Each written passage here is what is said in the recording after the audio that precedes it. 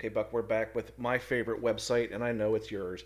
The Free Press. The Florida Free Press. Tampa, Florida Free Press. Okay, it's just called the Free Press, but you have to emphasize the fact that these are Florida man stories. And how do we do that, Buck? We do that with our special theme song.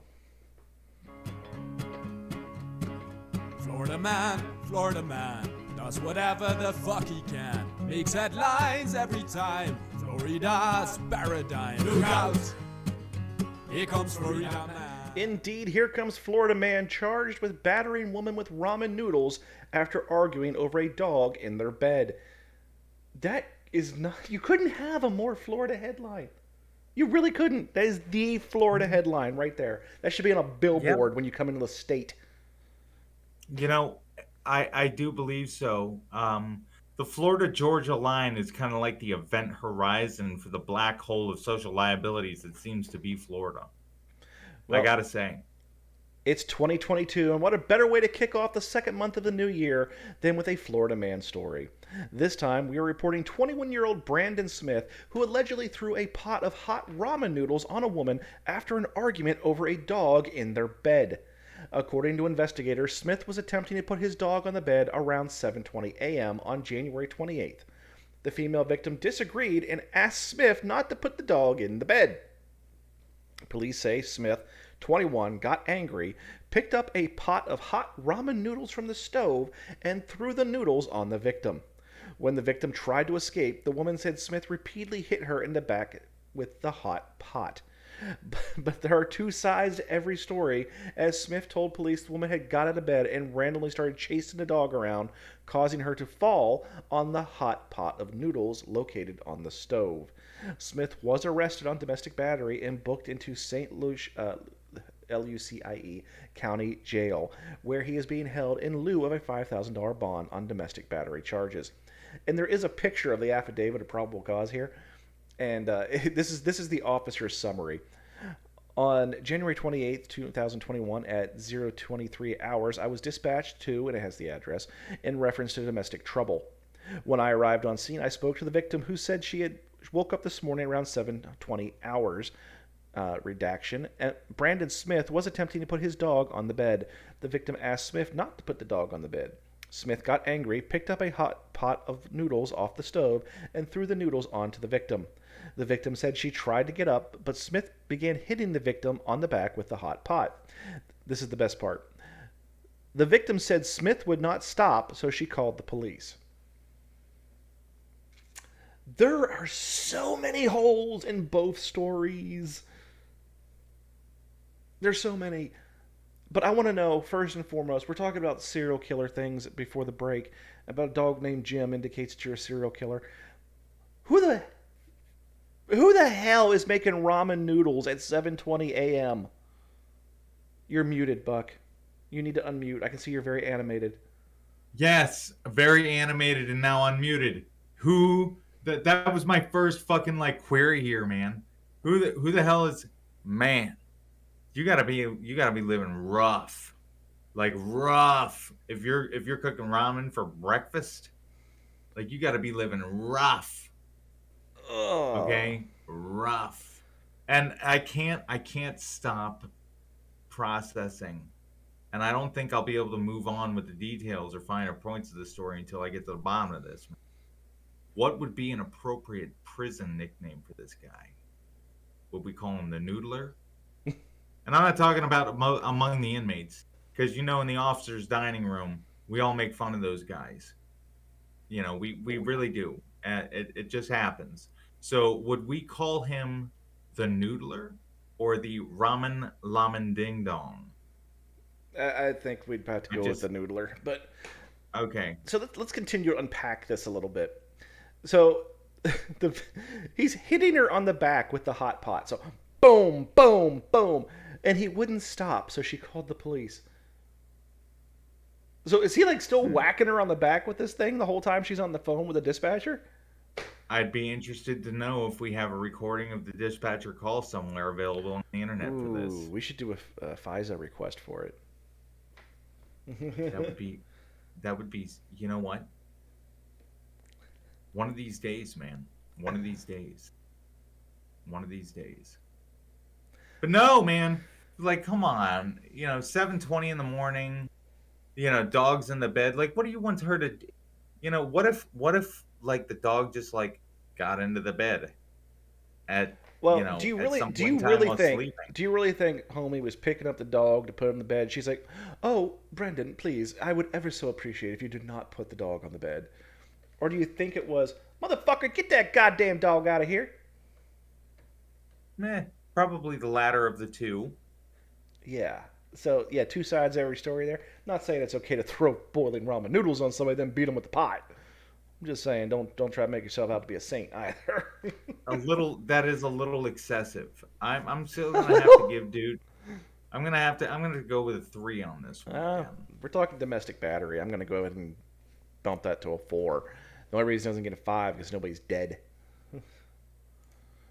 I'll Okay. go ahead and co-sign that 4. Okay, Buck. Our next story and last story is coming from NPR, and this one's been covered quite a bit. An armored car company busted for hauling legal weed uh, money. Okay, I'm sorry, I messed that all up. Busted for hauling legal weed money across Kansas is now suing the feds. An armored car company used by licensed marijuana dispensaries in Missouri and other states is suing the federal government, claiming law enforcement agents have illegally seized dispensary cash the company was transporting.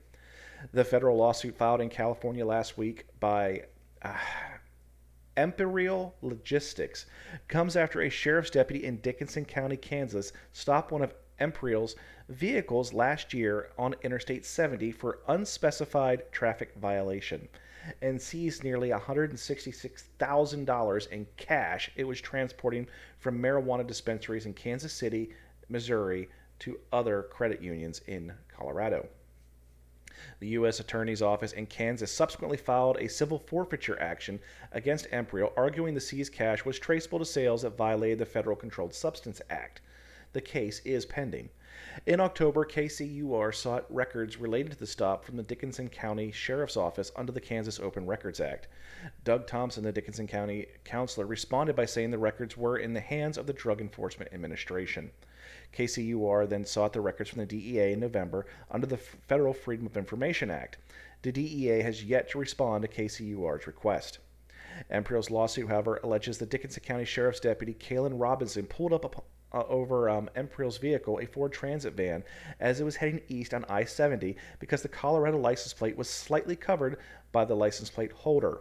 Robinson stopped the vehicle a second time the next day as it was heading west towards Colorado and seized the cash. Imperial's lawsuit accuses Robinson as well as the sheriff's deputies in California of acting in concert with the DEA to conduct pretextual stops of Imperial's vehicles, searching them and seizing the cash contents, covering up their surveillance cameras and sometimes damaging Imperial's vehicles to access the cash in the secured vaults, and then turning the seized cash over to the federal law enforcement for forfeiture proceedings under the Federal Equitable Sharing Program. Under the Federal Equitable Sharing Program, the federal government shares assets seized in civil forfeitures with state and local law enforcement agencies. Imperial says that not a single traffic citation was issued to Imperial's driver during any of the 5 traffic stops mentioned in the complaint. It says federal and state law enforcement agencies are targeting its armored vehicles because, quote, it's very profitable for those law enforcement agencies to seize the cash proceeds that Imperial is transporting and keep the money under civil forfeiture, end quote. Dan Albin, an attorney for the Institute of Justice, which represents Imperial, said Imperial was initially viewed the Dickinson County stop as a one-off event, but since then its vehicles have been stopped 4 more times in California, 3 of them in the last 2 months alone. The vehicles were transporting cash from a state-licensed cannabis business in California. I think they began to become very concerned that this was an ongoing pattern of activity and they were being targeted. And so they wanted not just to have to defend these against civil forfeiture action after the fact, but to seek legal relief preventing forfeiture seizures. In addition to alleged violations of the Fourth Amendment and due process, the lawsuit seeks to block future stops, searches, and seizures of Imperial's vehicles, quote, based solely on the actual or suspected presence of cash earned by state legal cannabis dispensaries without reasonable suspicion or probable cause, end quote.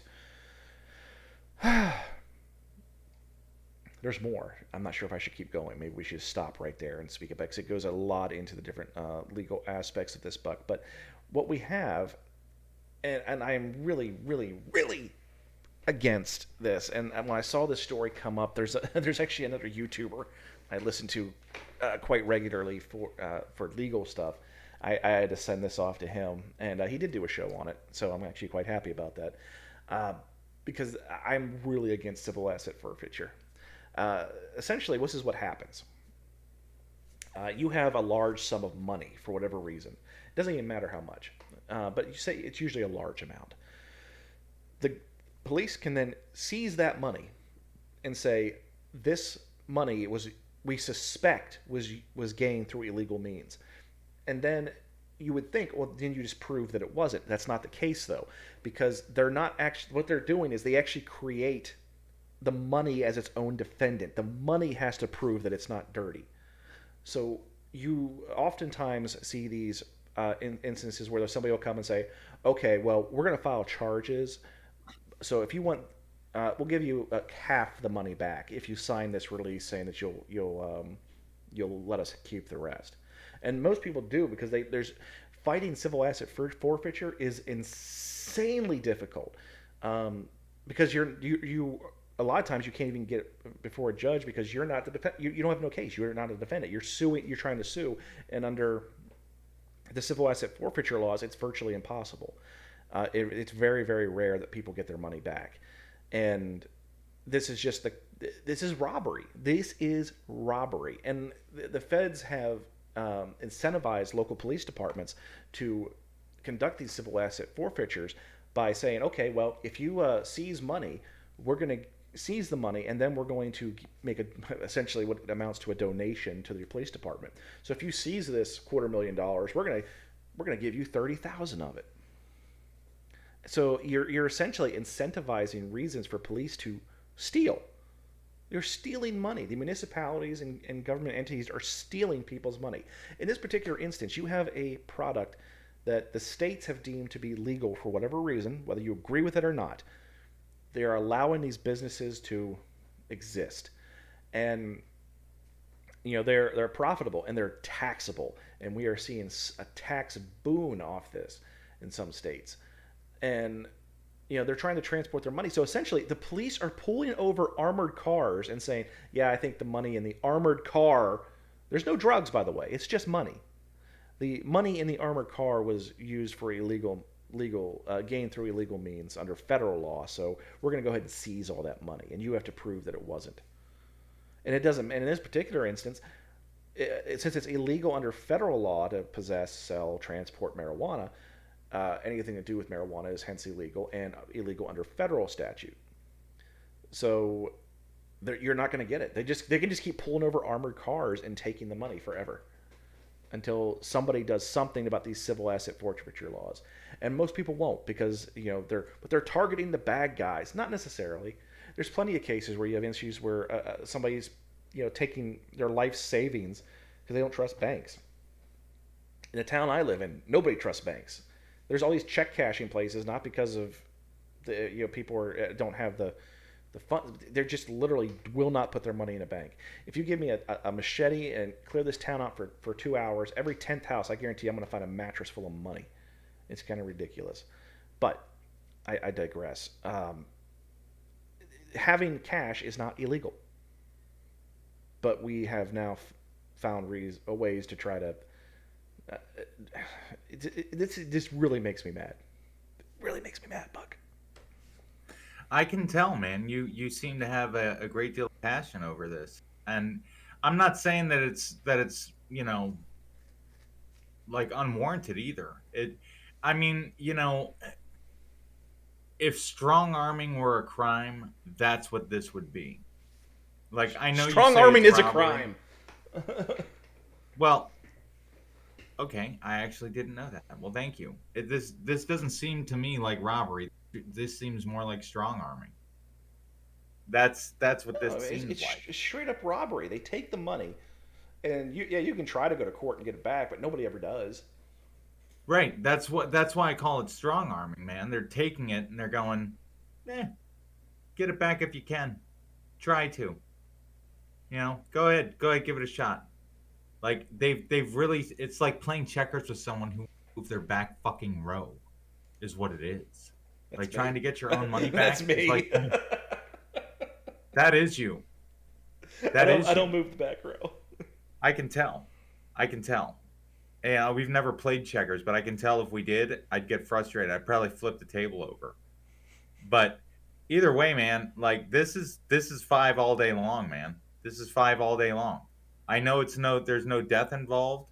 You know what though? There is no death involved. I'm gonna have to give it a 4.5. That's just it. And if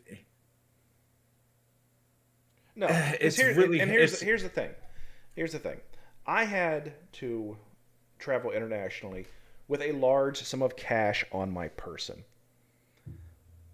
I had to have cash because in China, for example, which is where I was going, I had to have a large sum of cash for the reason I was going, and there also the fact that you know it's a very cash-based society. They don't deal with cards and checks and that kind of stuff.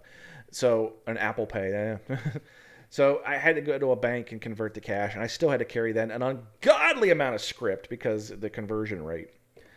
So if I had gotten stopped in the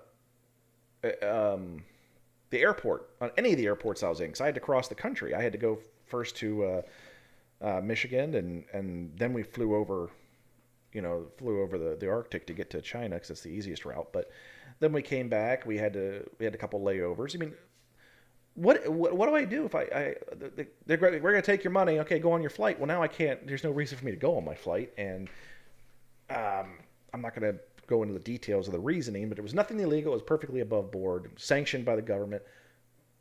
But they still would have taken my money and ruined lives.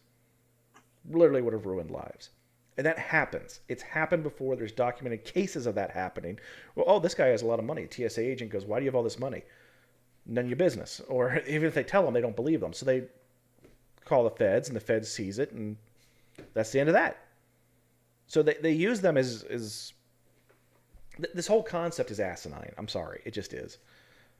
If you suspect me of committing a crime that I have money for, then arrest my ass and find out, and then charge me. You're not just going to take my money and then make me maybe prove that I'm not a criminal to get it back.